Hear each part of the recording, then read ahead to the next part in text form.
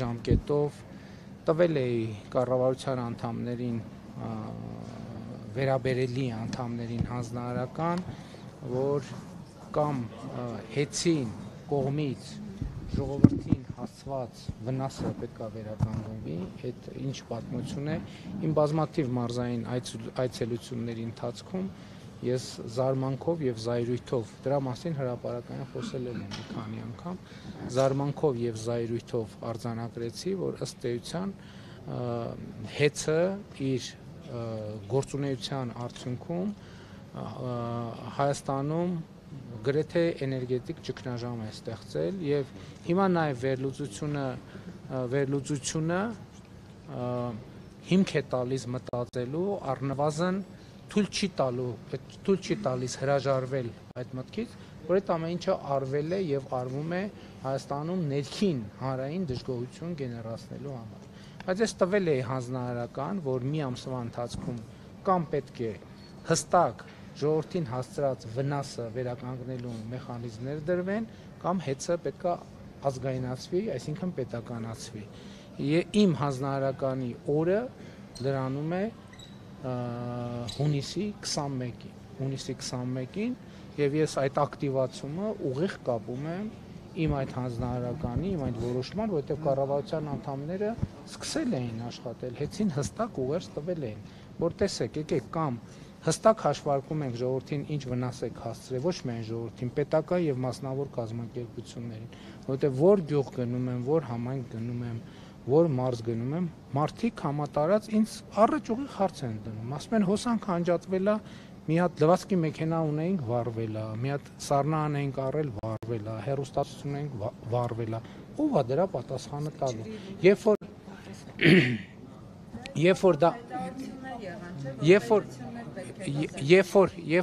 որ դա մեկ դեպք է, երկու դեպք է, երեք դեպք է, դա ուրիշ իրավիճակ է։ Ես Լոռու մարզում այց եմ կատարել, Լոռու մարզի իմ այցի ժամանակ ես ուր մտել եմ, հոսանք չի եղել։ Ուր մտել եմ կամ եղել է, անջատվել է։ Դպրոց կլինի, մանկապարտեզ կլինի, հյուրանոց կլինի, մասնավոր հիմնարկ կլինի, համայնքային հիմնարկ կլինի։ Սա անհանդուրժելի վիճակ է եւ ասում եմ, եկեղեցին տվյալ դեպքում հեծի շուտով նախկին սեփականատերերի համար ընդամենը ծխածածկույթ է։ Ներողություն, բայց պայմանը արդեն խախտում ենք, էլի։ Ենթադրում եմ, որ ոչ, իրենն է։ Ինքը ուղղակի հետո եկա։ Պարոն Փաշինյան, հիմա Սամվել Կարապետյանը 3 հայտարարեց, որ թքած ունի հեծի հետ կապված գործընթացների վրա, այսինքն դուք բիզնես ես գործունեությամբ դադարեցման կամ ազգայնացման անվան տակ չեք կարող իր մտադրություններից նրան հետ պահել, այսինքն ինչ եք անելու Սամվել Կարապետյանի հետ, քրեական գործեր են հարուցվելու, ներդրումները ամբողջ այն տարիներին, որ ինքը իրականացրել է Հայաստանում, դրանք բոլոր ազգայնացվելու են, ինչ գործողություններ եք անելու Սամվել Կարապետյանի հետ եւ ինչպես եք բեհափարի հետ կապված գործընթացները իրագործելու ձեր ուզած սցենարով, դուք ուզում եք հեռացնել նրան բեհարանից։ Հայաստանի Հանրապետությունում կա իրավակարգ եւ այդ իրավակարգի շրջանակներում կարծում եմ ամենաարագ եւ արդյունավետ գործելու տեղը ազգային ժողովն է, կարծում եմ մեր մասնագետները քննարկում են արդեն ազգային ժողովի քաղաքացիական պայմանագիր խմբակցությունը եւ ազգային ժողովում արդեն կա նախագիծ, օրենքի նախագիծ, որտեղ ձեր բոլոր հարցերի պատասխանը տրվում է հեծը ազգայնացնելու մասին օրենքի նախագիծ եւ կից օրենքներում կամ օրենքում փոփոխություններ կատարելու նախագիծ ամեն ինչ տեղի կունենա օրենքով։ Քրեական վարույթները դրա հետ այս տրամաբանության կապ չունեն, կապ կստեղծվի թե չէ, այդ արդեն ուրիշ խնդիր է, բայց բում process-ը, հա? Ինչ մտադրություն, որ ինքը մասնակցելու է այս գործընթացներին իր ձևով, այսինքն ինքը յետ չի կազմելու, ինչ է կանելու։ Իր ձևով, տեսեք, իր ձևով ես ասում եմ, այդպես ասած, Հայաստանի Հանրապետությունում քաղաքական գործունեություն կարող է ծավալել յուրաքանչյուր անձ, բայց երբ որ մի կողմ է դրվում քաղաքական գործունեությունը, մյուս կողմում դրվում է իր ձևով մասնակցությունը, Հայաստանի Հանրապետությունը կկասեցնի ցանկացածի իր ձևով որևէ հարց լուծելը։ Իր ձևով շատ լավ, ես կարծում եմ քննչական մարմինները կտան համապատասխան գնահատականներ, իսկ մոմ վառելու հետ կապված կարծում եմ կարող է իր ձևով հարցերը լուծելու մասին հայտարարություն անողը կարող է այդ մասին ցուցմունքներ տալ, բացատրություններ տալ, փորձաքննություններ ներկայացնել, այդ ժամանակ կպահի։ Աշխարհաքաղաքական հետք տեսնում եք այս ամենի մեջ։ Ընդհանրապես գիտեք ինչ, աշխարհաքաղաքականությունը շատ բարդ բան է, ամեն ինչի մեջ էլ աշխարհաքաղաքական հետք կարելի է տեսնել, ինչքան հեռավորությունից եւ ինչքան մոտիկից նայ։ Խնդրեմ ձեր հարցը։ Եկեք, խնդրում եմ, եկեք պահենք պայմանը, որովհետեւ հա մյուս գործընկերների իրավունքները բան չանենք, որ արագ շարունակենք։ Ես էլ փորձեմ արագ պատասխանել։ Դրա համար խնդրում եմ երկրորդ հարցը մի տվեք, որ ես կարողանամ արագ պատասխանել։ Եվ որովհետեւ ենթադրում եմ, որ այն հարցը, որ տալիս եք, թեմաները մոտավորապես պարզ են, չէ՞։ Աշխարհաքաղաքականությունից խոսեցիք, ամբողջ աշխարհը խառնված է իրար, պատերազմներ են գնում, դուք պատերազմ եք հայտարարում մեր հայրենակիցներին հայոց առաքելական եկեղեցու դեմ, երբ եք անցնելու վարչապետի լիազորություններին եւ մեկ փոքրիկ հարց էլ, արդյոք չեք վախենում, որ պայմանը խախտեցիք արդեն։ Ուրեմն նախ հետեւյալը, ես հայ առաքելական եկեղեցուն եւ Մայրաթորին չեմ կարող եւ պատերազմ չեմ հայտարարել։ Պատերազմ հայտարարել են այն մարդիկ, ովքեր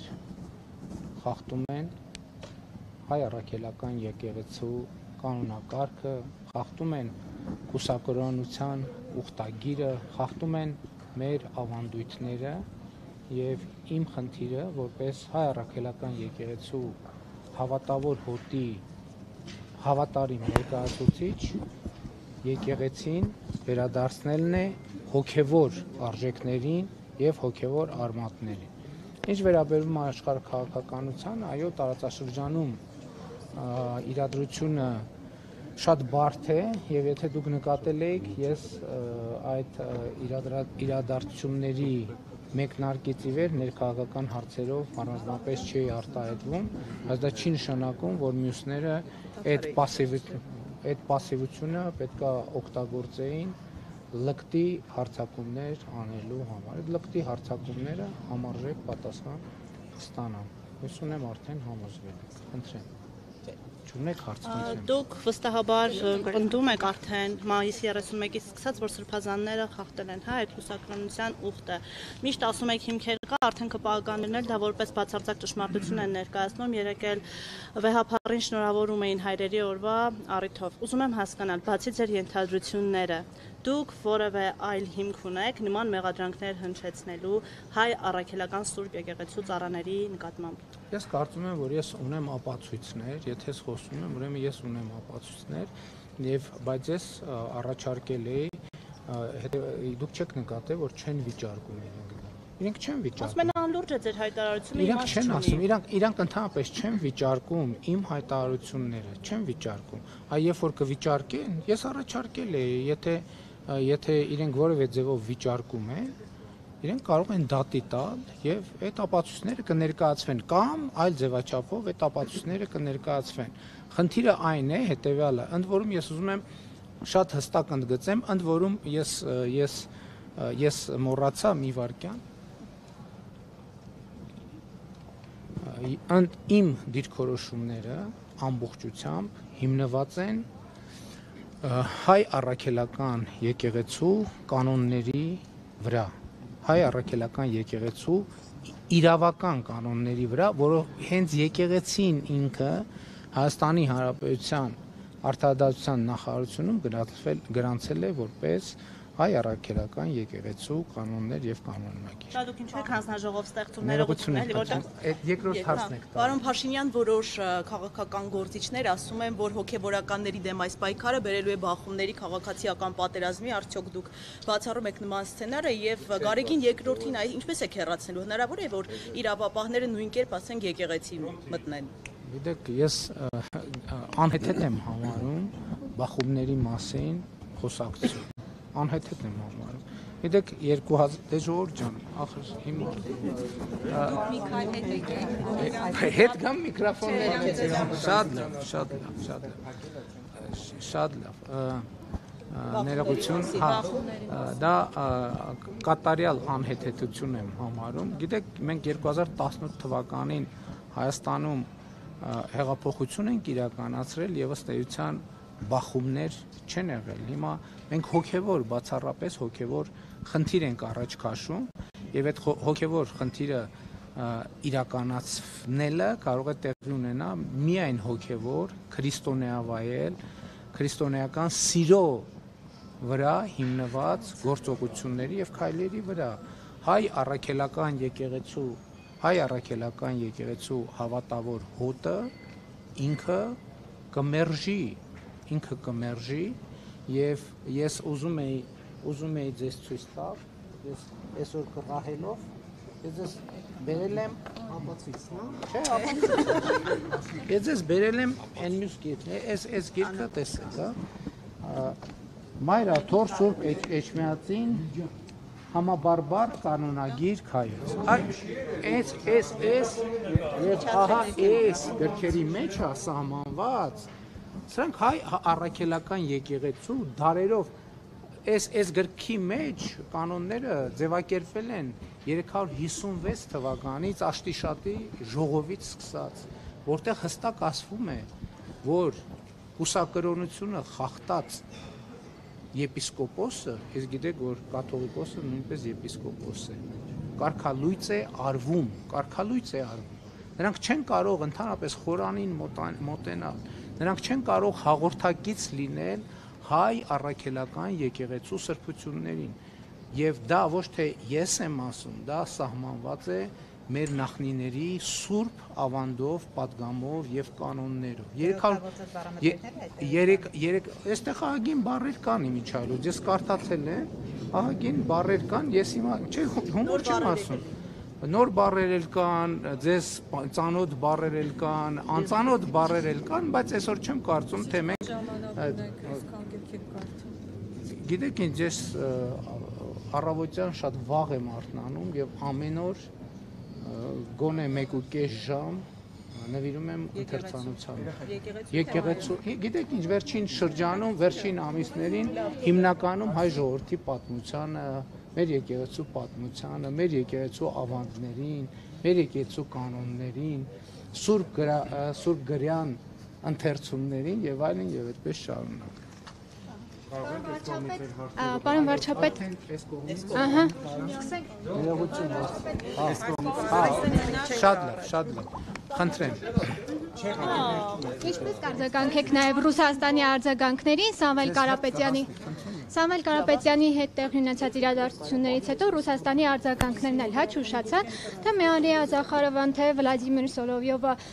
որն իր հաղորդման ընթացքում այսպես բուռն կերպով արտահայտվեց հայ իշխանության հասցեին, Մարիա Զախարովան էլ ասեց տարօրինակ պատրվակով են ձերբակալում Սամվել Կարապետյանին Երևանում։ Ո՞րց է արձագանքում այդ Ռուսաստանի արձագանքներին։ Ես չեմ կարծում, որ այդ մարդիկ իմ մեկնաբանելու մակարդակի մարդիկ են, որ ես իրանց ասածը մեկնաբանեմ։ Ասում էին նաև, որ իրանց ասածները թող մեկնաբանեն այն մարդիկ, ում հետ իրենք ամեն օր առնչվում են։ իսկ ինչ քայլ է սպասել։ Այս չեղավ, կանոնները։ Ներողություն, հերթը դուք չունեք հարց, խնդրեմ։ 20-ին Թուրքիա եք այցելելու ինչ օրակարգով եւ ում հրավերով, աշխատանքային այց է պաշտոնական։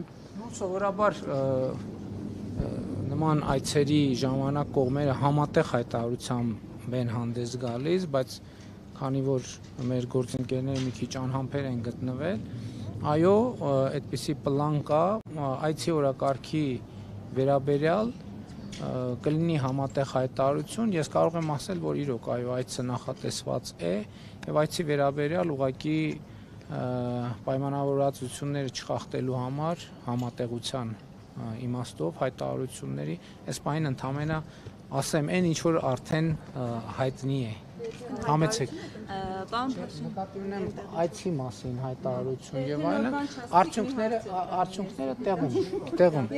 խնդրում եմ բոլորը սպառեն որովհետեւ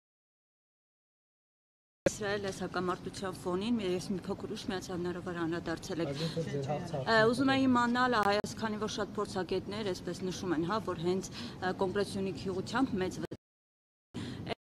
իրավիճակում Հայաստանի Հանրապետությունը իշխանությունը անվտանգության խորհրդի նիստ արդյոք ինչու չի հրավիրում եւ վտանգները գնահատվել են թե ոչ Սյունիքի։ Նախ ես ձեզ ասեմ, որ անվտանգության խորհրդի նիստ բարբերաբար է հրավիրվում, ասենք օրինակ վերջին 1 շաբաթվա ընթացքում կամ ամսվա ընթացքում երևի 4-5-6, բայց հաղորդագրություններ չեն լինում, բայց այդ նիստերը նրա համար չեն, որ Սյունիքի հետ կապված վտանգ կա։ Ես այդ հայտարարությունները համարում եմ սադրիչ, պրովոկատիվ, մի րոպե, ես այդ հայտարարությունները համարում եմ սադրիչ, պրովոկատիվ, ես այդ հայտարարությունները համարում եմ չհիմնավորված եւ Հայաստանի քաղաքացիների շրջանում անհանգստություն, խուճապ եւ անորոշություններ գեներացնելու համար։ Հայաստանի Հանրապետությունը եւ Ադրբեջանի Հանրապետությունը համաձայնեցրել են խաղաղության եւ միջպետական հարաբերությունների հաստատման մասին համաձայնագրի նախագիծը եւ ինչպես ասել եմ, Հայաստանի եւ Ադրբեջանի միջեւ նոր պատերազմ չի լինելու է խաղաղություն։ Խնդրեմ։ Պարոն Փաշինյան, տպավորություն է, որ դուք այս երկրի դատավորն եք փորձում լինել, ԱԱԾ պետն եք, կոշկակար եք, բոլորը փորձում են կատարել ձեր քմահաճույքները, սա է արդյոք ձեր ժողովրդավարությունը եւ խնդրում եմ արցախցիների պահով դուք բերել եք ձեր հայրենակիցներին այստեղ եւ պատասխանատվություն եք կրում։ Ինչ է սպասվում արցախցիներին այսքանից հետո։ 40,000-ները կտրեցիք, մարդիկ մնացել են անտուն, խնդրում եմ, որպես երկրի պատասխանատու պատասխանատվություն կրեք ձեր հայրենակիցների առաջ եւ պատասխանեք իմ այս հարցին։ Դուք ձեր հարցի մեջ նշեցիք, որ բոլորը փորձում են կատարել իմ քմահաճույքները։ Հիմա որ դուք ասեք, դուք իմ որ քմահաճույքն եք փորձում կատարել, ես ձեր հարցին կպատասխանեմ։ Բոլորը, դուք էլ եք բոլորի մեջ մտնում, օրինակ դուք որ քմահաճույքն եք։ Ուժային կառույցների մասին են խոսում։ Ես գիտեք ինչ, ներողություն եմ խնդրում։ Ներողություն եմ խնդրում, ես հարցը լսեցի եւ հարցին պատասխանեցի։ Խնդրեմ։ Իսկ արցախցիների պահով չեք ուզում անդրադառնալ։ Կանդրադառնամ, հեսա կհարցնեմ։ Պարոն Փաշինյան, արդյոք ձեզ հայտնի դարձել են տեղեկություններ այն մասին, որ Ինչն է խնդիրը, ոնց ցալեն կանգնած։ Հա? Պարոն Փաշինյան, արդյոք ձեզ հայտնի են եղել տեղեկություններ այն մասին, որ կաթողիկոսը Մինսկում հանդիպել է Ալեքսանդր Լուկաշենկոյի եւ Գագիկ Ծառուկյանի հետ, թե ոչ, եւ եթե հա մանրամասները ձեզ հայտնի են, թե ոչ, եւ